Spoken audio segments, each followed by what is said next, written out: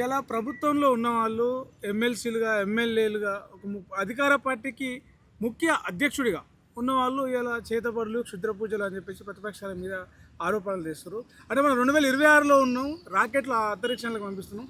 ఇంకా కూడా ప్రజలను చైతన్యపరచాల్సిన పోయి క్షుద్ర పూజలు, చేతబడులు అని మాట్లాడేదాన్ని ఎట్లా చూస్తారు?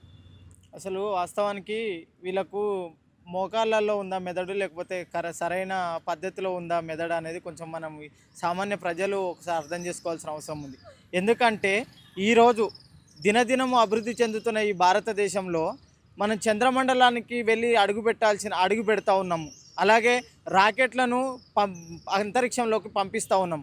అలాంటి రోజుల్లో కూడా ఇంకా శూద్ర పూజలు, బాణావతులు, చేతబడులు అంటూ మూఢనమ్మకాల ద్రోవలో పోతున్నటువంటి ఈ ఎర్రి పుష్పాలను ఏమనాలో మీరే ప్రజలు తెలుసుకోవాల్సిన బాధ్యత ఉంది. ఎందుకంటే ఈ శూద్ర పూజలు, బాణావతులు, చేతబడులు అనేటి ఉత్త మూఢనమ్మకాలు మాత్రమే. వాటి వల్ల ఎలాంటి చర్యలు ఉండవు, ఎలాంటి లాభాలు లేవు, అలాగే ఎలాంటి నష్టాలు లేవు. ఒకవేళ లాభము అనుకునేటట్లయితే ఒక వ్యక్తి నుంచి ఇంకొక వ్యక్తిని మనం మభ్యపెట్టడం కోసమో, లేకపోతే భయపెట్టడం కోసమో, వ్యక్తిని లోబర్చు కోసమో చేసుకోవాల్సినటువంటి ఒక సందర్భం. కానీ ఎలాంటి అతీత శక్తులు ఉండవు. ఇలాంటి శూద్ర పూజలు కానీ, లేకపోతే ఒక వ్యక్తికి కానీ ఒక ఒక ఈ సృష్టిని సృష్టించలేము ఎలాగైతే నిజమో, అలాగే నాశనం చేయలేము అన్నది కూడా అంతే నిజం. ఈ సమాజంలో సైన్స్ అనేది దినదినం అభివృద్ధి చెందుతున్న కాలంలో రాజకీయ నాయకులుగా ఉన్నటువంటి వ్యక్తులు భారత రాజ్యాంగంలో ఆర్టికల్ 51A ఏం చెప్తా అంటే ఈ ఒక మూఢనమ్మకాలను నమ్మద్దు, శాస్త్రీయ ఆలోచనతో ముందుకెళ్ళాలి. ఈ భారత రాజ్యాంగంలో శాస్త్రీయ ఆలోచనకే ఒక స్థానం ఉంది, ఎలాంటి మూఢనమ్మకాలకు స్థానం లేదు. అలాగే ఈరోజు అంటే సామాన్య ఊర్లో ఉన్నటువంటి గొర్రెల మేకలు కాచుకుంటోళ్ళు, లేకపోతే మానసగిరి చేసే కూలి పని చేసేటోళ్ళు మాట్లాడితే ఒక లెక్క ఉంటుంది. కానీ అసెంబ్లీలలోకి వెళ్ళేటటువంటి వ్యక్తులు, అట్లాగే పీజీలు చేసి పిహెచ్డి, ఉస్మాన్ యూనివర్సిటీలో పిహెచ్డి చేసినటువంటి అద్దంకి దయాకరణ మెదడు కూడా ఏడుందో అర్థం కాలేని పరిస్థితి. ఎందుకంటే ఒక రాజకీయ స్వలాభం కోసం, ఒక రాజకీయంగా బాగుపడడం కోసం, బలపడడం కోసం ఎట్టబడితే అట్లా జనాలను ఆగం చేయడం కోసం మాత్రమే వీళ్ళు రాజకీయాలు చేస్తున్నారు. కానీ ఈ శాస్త్రీయ ఆలోచనను ముందుకు తీసుకెళ్ళాలి, ప్రజాపాలనలో శాస్త్రీయ ఆలోచనను పెంపొందించాలనే ఒక ఆలోచన ఏడలేదు వీళ్ళకి. ఈ మూఢనమ్మకాల దోవల్లో పోయినట్టయితే వీళ్ళని మాత్రం ఈ అంధులుగా మనము గుర్తించాల్సిన అవసరం వస్తుంది. నిజంగా ఇప్పుడు దేశంలో ఒక దిక్కు రాకెట్లు అంతరిక్షానికి పంపిస్తుంటే, రాజకీయ నాయకులు మాత్రం వాళ్ళ తలకాయలు భూమి లోపలికి పంపిస్తున్నారని అనిపిస్తుంది వాళ్ళు మాట్లాడే మాట. వాస్తవానికి మనం చూస్తూ ఉన్నాం, ఈ బీజేపీ ప్రభుత్వం వచ్చిన తర్వాత గత 12 సంవత్సరాలుగా వీళ్ళు పెండను తింటే ఆరోగ్యాలు బాగుపడతాయి, అలాగే గోమూత్రం తాగితే ఆరోగ్యం బాగుపడుతుంది అని చెప్పేసి ఈ మూఢనమ్మకాల దోవలు తీసుకుపోతున్న ఈ బీజేపీ ప్రభుత్వాన్ని మనం ఎండగట్టాల్సినటువంటి అవకాశం ఎంతైనా ఉన్నది. అలాగే అట్లా మాట్లాడితే ఏమని అనుకోవచ్చు, కానీ మేము బీజేపీకి వ్యతిరేకం, మతతత్వానికి వ్యతిరేకం, అది ఛాందస భావాలకు వ్యతిరేకం అని చెప్పి కాంగ్రెస్, బీఆర్ఎస్ పార్టీలు కూడా మాట్లాడడానికి ఎత్తవచ్చు. అదే ఇప్పుడు ఒక గొర్రె ముందుకు వెళ్తుందంటే ఇంకా ఆ గొర్రెను అనుసరించి ఇంకో గొర్రె పోతుంది. అలాగే రాష్ట్రం 2 జాతీయ పార్టీలే, ఒకదాన్ని అనుసరించి ఒకటి బీజేపీ ప్రభుత్వం ఒక 10 ఏళ్ళు పాలించింది, తర్వాత ఇంకో నెక్స్ట్ పాలించాల్సింది కాంగ్రెస్, ఇంకో ప్రత్యామ్నాయం లేదు కదా. అదేవిధంగా వీళ్ళు బుర్రలో ఉన్నటువంటి మెదడుని మెల్లమెల్లగా ఇంకా ఆకాశం వైపో లేకపోతే అంతరిక్షం వైపో తీసుకోవాల్సినటువంటి ఆలోచనలని ఆ మోకాళ్ళ వారికి మెదడుని తీసుకుపోయి వాళ్ళ ఆలోచనలు భూమిలోకి తీసుకుపోయే ఆలోచనను కలిగి ఉన్నటువంటి ఈ రాష్ట్ర ప్రభుత్వంలో ఉన్నటువంటి నాయకులని, వాళ్ళని అంధభక్తులుగా మేము చిత్రీకరించడానికి ఆస్కారం ఉన్నది. కాబట్టి మీరు శాస్త్రీయ ఆలోచనతో ముందుకెళ్ళాలి. ఒకవేళ బాణావతులు, చేతబడులు, శూద్ర పూజలు ఉన్నట్టయితే నా మీద చేయమని చెప్పేసి నేను ఈ యొక్క మీడియా ప్రముఖంగా నేను హెచ్చరిస్తూ ఉన్నాను. ఎందుకంటే ఒకవేళ అలాంటి శూద్ర పూజలు కానీ, బాణావతులు కానీ, చేతబడులు కానీ ఉన్నట్టయితే మా సైంటిఫిక్ స్టూడెంట్ ఫెడరేషన్ దీనికి మేము ₹1,00,000 నుంచి 10 లక్షల వరకు పారితోషికం ఇస్తామని చెప్పేసి మేము తెలియజేస్తాము. అలాగే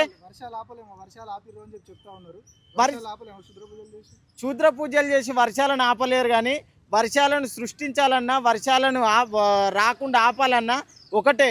వర్షాలు రాకుండా ఆపాలంటే పొల్యూషన్ని ఎక్కువ పెంచడము, అలాగే చెట్లను నరికివేయడము, అలాగే ఈ యొక్క వాటర్ సోర్సెస్ లేకుండా చేయడం వల్లనే వర్షాలు ఆగుతాయి తప్ప ఇలాంటి శూద్ర పూజలు చేసి సొల్లు ముచ్చట్లు చెప్తే మాత్రం వర్షాలు ఆగవు. వర్షాలు సక్రమంగా రావాలంటే గత 15-20 సంవత్సరాల కిందట చూసుకున్నట్టయితే 3 కాలాలు సక్రమంగా జరిగేవి. వర్షాకాలం కరెక్ట్ జూన్ రాగానే వర్షాలు పడేటివి, చలికాలం జనవరి రాగానే చలిగా వచ్చేది, ఎండాకాలం మన ఏప్రిల్ రాగానే ఎండలు బాగా కొట్టేవి. కానీ ఇలాంటి అంధభక్తులు మూఢభక్తులు ఉన్నటువంటి రాజకీయ నాయకులు ఎక్కడ పడితే అక్కడ దాచుకోవడం దోచుకోవడం అనే కాన్సెప్ట్ను బేస్ చేసుకొని అడవులు నరికేస్తూ కుంటలని కబ్జా చేస్తూ హైడ్రాల పేరుతోటో లేకపోతే ఇంకొక పేరుతోటో కుంటలు ఏవైతే చెరువులు కుంటలు ఉన్నాయో వాటిని కబ్జాలు చేసి నీళ్లు లేకుండా చేయడం వల్లనే ఆ మేఘాలు వాటర్ సోర్సెస్ లేక ఆ మేఘాలు పైన వార్మింగ్ జరగక వర్షాలు అనేది ఆగుతున్నాయే తప్ప ఎలాంటి సైంటిఫిక్ రీజన్ లేకుండా ఈ శూద్ర పూజలు ఉన్నాయి, ఈ శూద్ర పూజలు చేయడం వల్లనే వర్షాలు రావట్లేదు అని చెప్పేసి అంటే వాళ్ళు దిమాకు లేని వ్యక్తులుగా మనం చిత్రీకరించాల్సిన అవసరం వస్తుంది. ప్రభుత్వాలు అవగాహన కల్పించాలి మూఢనమ్మకాలు వీటి మీద, ప్రభుత్వం బాధ్యత. కానీ ప్రభుత్వంలో ఉన్న వాళ్ళే అట్లా మాట్లాడడానికి. అదే ఇప్పుడు ప్రభుత్వంలో ప్రతి నెల 31ని ఒక సైంటిఫిక్ డేగా, ఒక శాస్త్రీయ ఆలోచన డేగా ప్రతి పోలీసుకు అధికారం ఇచ్చి అవగాహన కల్పించాల్సిన బాధ్యత భారత రాజ్యాంగం కల్పించింది. ఆ భారత రాజ్యాంగానికి లోబడి వీళ్ళు పనిచేస్తున్నారా లేకపోతే నియంత పాలనలో వీళ్ళు పనిచేస్తున్నారా వాళ్ళు తెలుసుకోవాల్సిన అవసరం ఉంది. అలాగే ఈ యొక్క శాస్త్రీయ ఆలోచన విధానాన్ని రాష్ట్ర ప్రభుత్వాలు పెంపొందించాలే తప్ప ఈ అంద మూఢ విశ్వాసాలను మాత్రం పెంపొందిస్తే మాత్రం వాళ్ళకి ఎక్కడికి వెళ్ళినా ఈ యొక్క శాస్త్రీయ ఆలోచనతో ఉన్నటువంటి నాలాంటి వ్యక్తులు ఎంతమంది క్వశ్చన్ చేస్తూ ఉంటారు, వాళ్ళని బట్టలిప్పి బజార్లో నిలబెట్టే ప్రయత్నం చేస్తారు. కాబట్టి మేము రాష్ట్ర ప్రభుత్వాన్ని ఒకటే వేడుకుంటున్నాం, శాస్త్రీయ ఆలోచనని మీరు పెంపొందించాల్సిన అవసరం ఉన్నది. ఈ శాస్త్రీయ ఆలోచనతోటే ప్రశ్నించే తత్వాన్ని నేర్చుకున్నటువంటి ఏ విద్యార్థి అయినా మీరు ఒకవేళ రాష్ట్ర ప్రభుత్వంలో కీలకమైనటువంటి పదవులలో ఉండి అసెంబ్లీలలో ఉన్నటువంటి వ్యక్తులే ఇలా మూఢనమ్మకాల ద్రోవలను మాట్లాడినట్టయితే విద్యార్థులు కానీ లేకపోతే ప్రజలు కానీ ఓటర్లు కానీ ఏ విధంగా వీళ్ళని అనుసరించాల్సిన అవసరం ఉంటుంది. కాబట్టి మీ మూఢత్వాన్ని వీడాలి, శాస్త్రీయ ఆలోచనతో ముందుకెళ్లాలంటే మీ అంధభక్తిని మాని ఈ శాస్త్రీయ ఆలోచనతో ముందుకెళ్లడం కోసం మీరు కృషి చేయాలి. కానీ ఇలాంటి మూఢ విశ్వాసాలని మీరు పెంపొందించే ప్రయత్నం చేస్తే మీ ప్రభుత్వానికి చెడ్డ పేరు వస్తుంది. అలాగే మీ ప్రభుత్వాన్ని కూలదోల్చే ప్రయత్నం కూడా శాస్త్రీయ ఆలోచనతో ఉన్నటువంటి వ్యక్తులు అందరూ చేయడానికి అవకాశం ఉంటుంది. అద్దంకి దయాకరు, సామరామోహన్ రెడ్డి, పిసిసి చీఫ్ మహేష్ గౌడ్ అన్నట్టుగా క్షుద్ర పూజలు చేతబడులు చేసి వర్షాలు ప్రతిపక్షం వాళ్ళు ఆపినప్పుడు అవే పూజల్లో లేకపోతే దానికి క్షుద్ర పూజలకు వ్యతిరేకంగా ఉన్న దేవుని పూజలు చేసి వర్షాలు రప్పిస్తారు చేయొచ్చు. ఇప్పుడు వీళ్ళకు ఒకటే దేవుని పేరుతోటో మతం పేరుతోటో రాజకీయాలు చేసుకొని క్షుద్ర పూజల పేరుతోటో వాళ్ళ పబ్బాన్ని గడుపుకునే ప్రయత్నం చేస్తున్నారు తప్ప ఏ ఒక్క చింతకాయలకు వెనకడికి సామెతలు ఉన్నాయి తెలంగాణలో, మంత్రాలకు చింతకాయలు రాలవని. అలాగే మీ చేతబడులకో లేక మీ క్షుద్ర పూజలకో ఎలాంటి ఓట్లు పడవు. ఓట్లు ఎట్లా పడతాయి అంటే సరైన రాజకీయం చేసినప్పుడు, సరైన పాలన చేసినప్పుడు, అభివృద్ధి చేసినప్పుడు మాత్రమే ఓట్లు పడతాయి. మీరు ఇలాగే చేతబడుల పేర్లతోటో లేకపోతే క్షుద్ర పూజల పేర్లతోటో మీరు రాజకీయం చేస్తే మీరు ఆ క్షుద్ర పూజలకు బలవుతారే తప్ప, ఆ చేతబడులకు బలవుతారే తప్ప మీకు ఎలాంటి ఓట్లు రావు.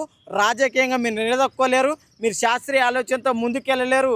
మీరు ఇంకా అదే భక్తితోటి, అదే మూఢత్వంతో, అదే మంటలో కలిసిపోయేటువంటి అవసరం ఉంటుంది. కాబట్టి మీరు శాస్త్రీయబద్ధంగా ఆర్టికల్ 51 ఏయచ్చు ఏదైతే చెప్తుందో అదే విధంగా మీరు రాజ్యాంగబద్ధంగా మీరు ఆలోచించి శాస్త్రీయ ఆలోచనతో ముందుకెళ్ళినట్టయితేనే ఓట్లు పడతాయి. ఓటర్లు మిమ్మల్ని ఆశీర్వదిస్తారు, ఓటర్లు మిమ్మల్ని హక్కులో చేర్చుకుంటారు. లేకపోతే మాత్రం ఈ యొక్క అంధభక్తులుగా మీకు చేత కాదని, మీకు శుద్ర పూజలే సరగని మీరు బాబాలుగా మాత్రమే పనిచేస్తారు, రాజకీయాలుగా పనిచేయరు. లేకపోతే అంధభక్తులుగా మాత్రమే పనిచేస్తారు, మీరు రాజకీయంగా పనిచేయరని మీ ఇంటికి పంపించే ప్రయత్నం చేసే అవకాశం ఎట్టకేలకు ఉంటుంది.